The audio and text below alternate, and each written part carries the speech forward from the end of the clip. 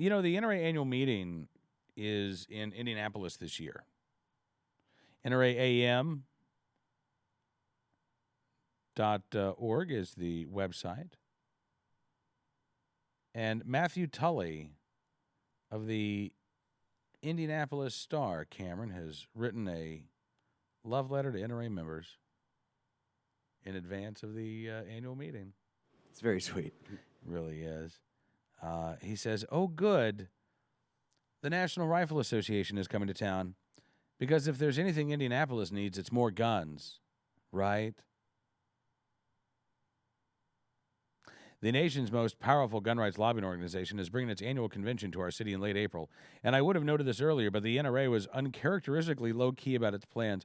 Right, it's not like there were big signs last year in Houston alerting everybody to next year's convention in Indianapolis or anything, Matthew.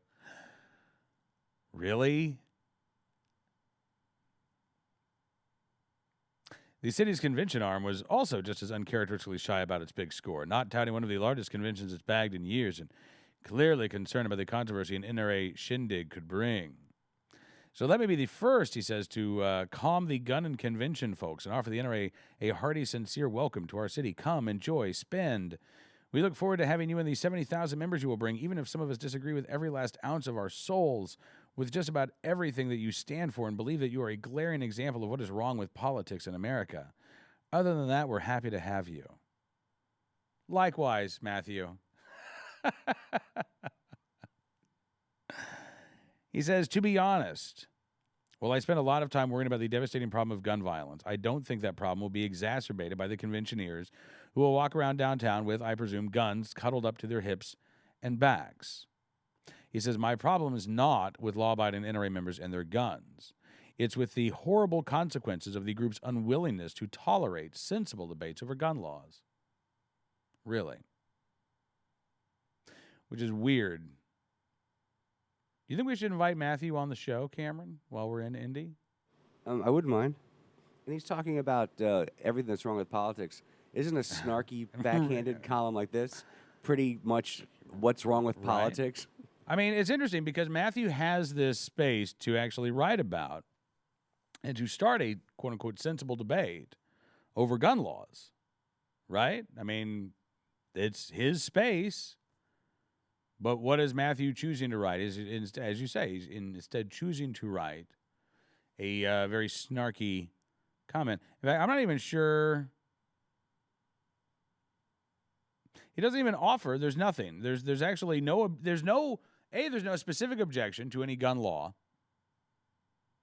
And B, there's no specific statement of we should have this in his column, which is an awfully convenient way to write. I don't like your ideas, but I'm not going to tell you what mine are, and I won't tell you which ones you have that I don't like. But I'm going to tell you I don't like them. Duly noted, Matthew Tully. Duly noted. He says, "But that complaint is not why I'm writing today. I'm writing simply to welcome the NRA to Indy and to let the group know that there is no reason to worry." They hadn't really thought there was. "Here in Indiana, we can tolerate differences of opinion. And quite frankly, their views on guns are likely more popular than mine in the Hoosier State." Well, at least he's got the self-awareness to admit that. I mean, look, I think of Indianapolis as an open and welcoming place. It's big enough for both Tony Katz and Fingers Malloy. It has to be, right? Open arms and big hearts. I mean, it's got to be there in Indy. Plus, he says, "I must say, after browsing the NRA convention website this week, it certainly looks to be a one-of-a-kind event." Now, are you ready for more snark, Cameron? Get ready. Yes, because this is not at all what's wrong with politics. Because Matthew Tully is cool, man. You got to understand something. Matthew Tully is the hippest guy in Indy, all right? He knows. He says it was nice, for instance, to discover that Alabama, the legendary country music group, is still around. The band will perform at what the NRA is calling a stand and fight rally at Lucas Oil Stadium, an event whose title accurately sums up the organization's bare-fisted political strategy. The concert/rally will come a day after an NRA forum intended to, quote, build our battle plan for defending freedom and defeating Barack Obama's gun control agenda.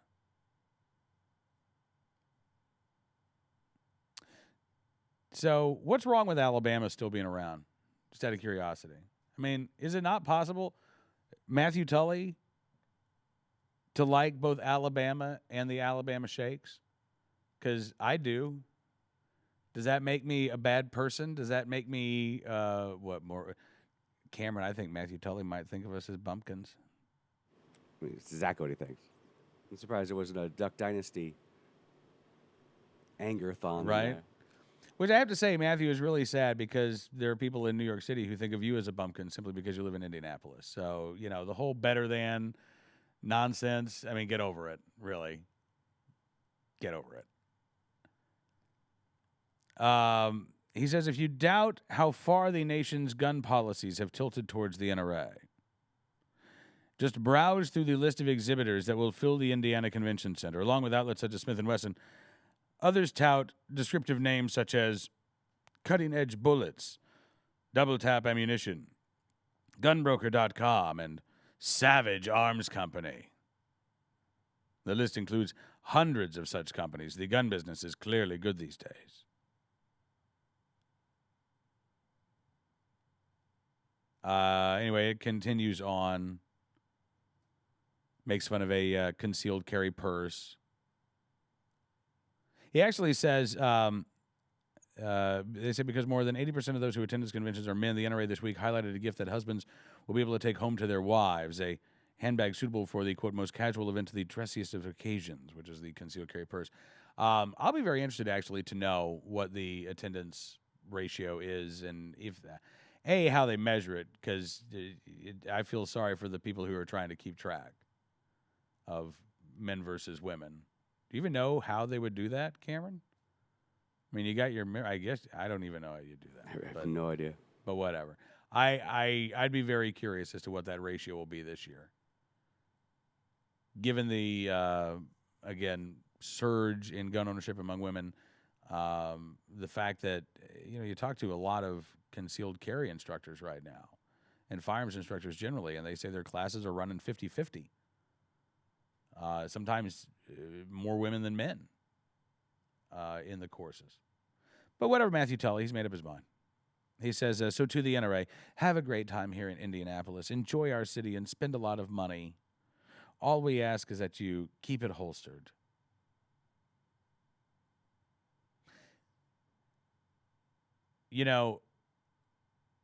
Matthew, and here's the thing, Matthew's probably going to write some snarky column after the NRA annual meeting is over, too.